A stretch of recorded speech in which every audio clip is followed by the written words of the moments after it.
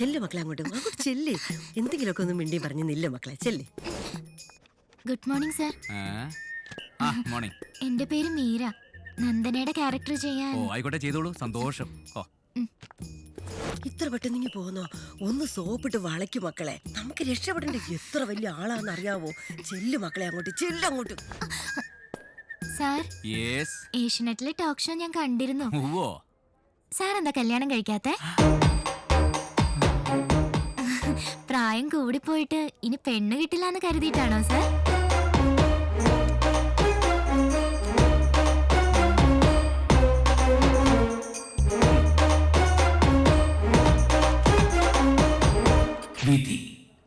നന്ദനെ, ഈ വീടിന്റെ വിളക്കാണ് നീ.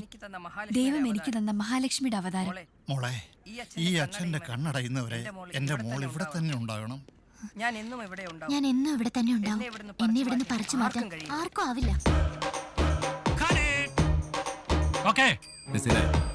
ഈ സീൻ ഇതേപോലെ ഇന്ന് തന്നെ എടുത്തേക്കണം. വളരെ അത്യാവശ്യ.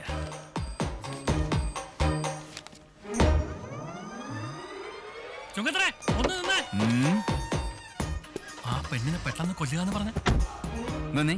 എന്നോട് ഇങ്ങോട്ട് ചോദ്യം ചോദിക്കുന്ന ഒറ്റൊരുത്തി പോലും എന്റെ സീരിയലിൽ വേണ്ട. എപ്പിസോഡ് എൻഡ് പിടിച്ചോ. അതെ, എന്നാലും ഇങ്ങനെ കൊല്ലുക വെച്ചാ തറവാട്ട് പറമ്പല്ലേ നസീറെ. ചൂലിനകത്ത് പാമ്പിരിക്കുന്നു, കൊത്തുന്നു. ഓഡിയൻസിന് ഞാൻ പറഞ്ഞ് മനസ്സിലായിക്കോളാം. വിടറാ വണ്ടി ഹനുമാന്റെ ലൊക്കേഷനിലേക്ക്.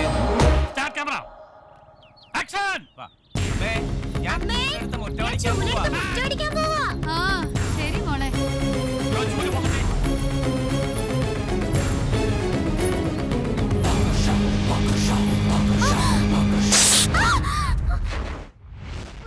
ശ്രീമംഗലത്തെ വിളക്കണഞ്ഞു. പടിയിറങ്ങിപ്പോയ മഹാലക്ഷ്മിയുടെ സ്ഥാനത്ത് ഇനി നടക്കാൻ പോകുന്നത് ദുർഭൂതങ്ങളുടെ വിളയാട്ടമായിരിക്കുമോ? മറക്കാതെ കാണുക. നാളെ രാത്രി 8 മണിക്ക് കണ്ണീർ പാടം.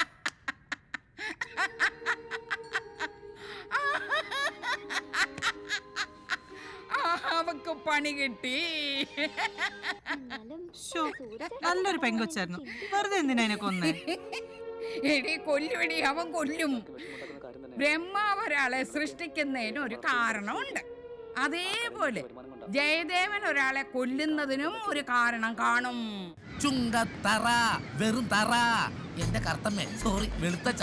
ഈ മെഗാ സീരിയൽ ഓർത്തുള്ള കാലം ഇതുപോലെ ഫുഡും തൂക്കി ഞാൻ ഈ കടാപ്പുറത്തൂടി പാടി പാടി അലയും. മലമുകളിൽ കയറിയിരിക്കാൻ ഇയാളാര അയ്യപ്പനാ? കേരളത്തിലെ പെണ്ണുങ്ങളൊക്കെ അറിയിക്കാനല്ലേ?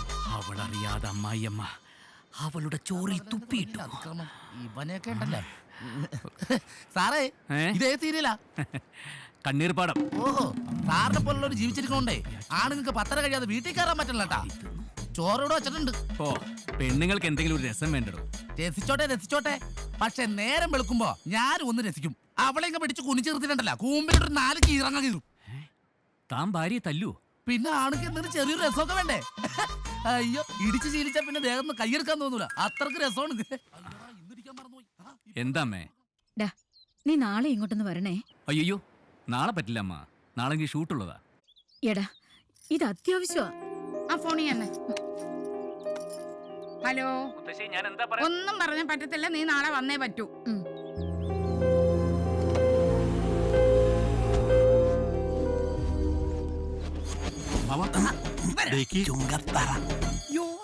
എടാ, ഇവര് വന്നിട്ട് എത്ര നേരമായെന്ന് അറിയോ നിനക്ക്? ഞാൻ പുഷ്പവല്ലിയുടെ അമ്മാവൻ. ഇത് പുഷ്പവല്ലിയുടെ മൂത്ത ആങ്ങള. ഇത് പുഷ്പവല്ലിയുടെ രണ്ടാമത്തെ ആങ്ങള. അല്ല, ആരാ ഈ പുഷ്പവല്ലി? എന്റെ മരുമോള്. അവന്റെ ഒരേ ഒരു പെങ്ങളോ.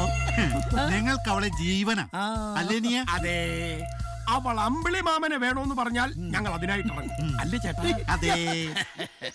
അമ്പിളിയമ്മാവൻ ഞങ്ങൾ ഇവിടെ അങ്ങനെ സ്റ്റോക്ക് വെക്കാറില്ല. ഉണ്ടാവോ പഴയ തോർന്നെടുക്കാൻ?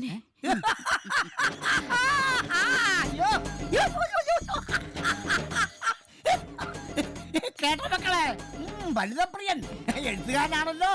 ഈ പുഷ്പവല്ലിയുടെ കാര്യം പറയാൻ തന്നെയാ ഞങ്ങൾ വന്നത്. മേലുവിള പഞ്ചായത്തിൽ എവിടെ വന്ന് ചോദിച്ചാലും പുഷ്പവല്ലിയെ കുറിച്ച് പറഞ്ഞു തരും. അത്രയ്ക്ക് ഫേമസ് അല്ലേ പുഷ്പവല്ലി?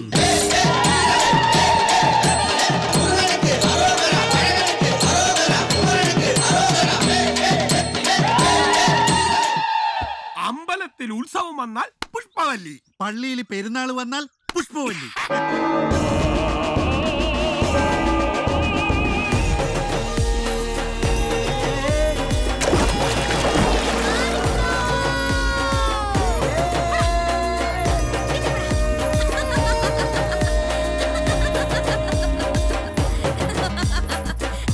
എലക്ഷൻ, ഓണം, വിഷു, റംസാൻ ആഘോഷം ഏതായിരുന്നാലും ഗാനമേള പുഷ്പവല്ലിയുടേത് തന്നെ. ചിങ്ങമാസം വന്നു ചേർന്നാൽ നിന്നെ ഞാൻ സ്വന്തമാക്കും. കൈയടിക്കാം. പിന്നെ ചിങ്ങമാസം വന്നു ചേർന്നാൽ നിന്നെ ഞാൻ സ്വന്തമാക്കും.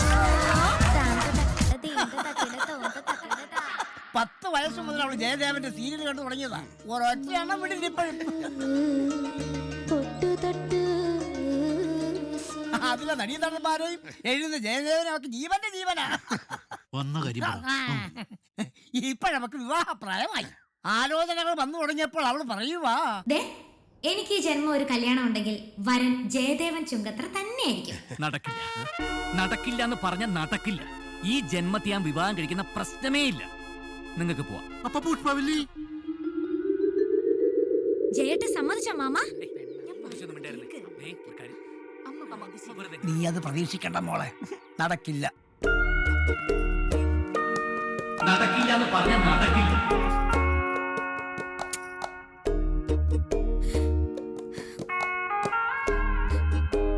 ജയേട്ടൻ എന്നെ വേണ്ടല്ലേ?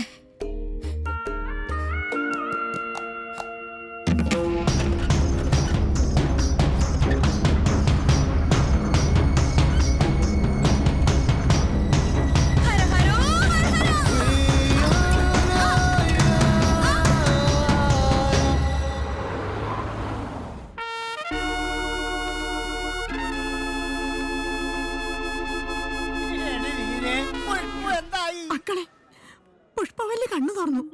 അവൾ ആദ്യം ചോദിച്ചത് ജയദേവനെയാ. അല്ല പുഷ്പവല്ലി, ഞാൻ കാര്യം പറഞ്ഞ് മനസ്സിലായിക്കോളാം.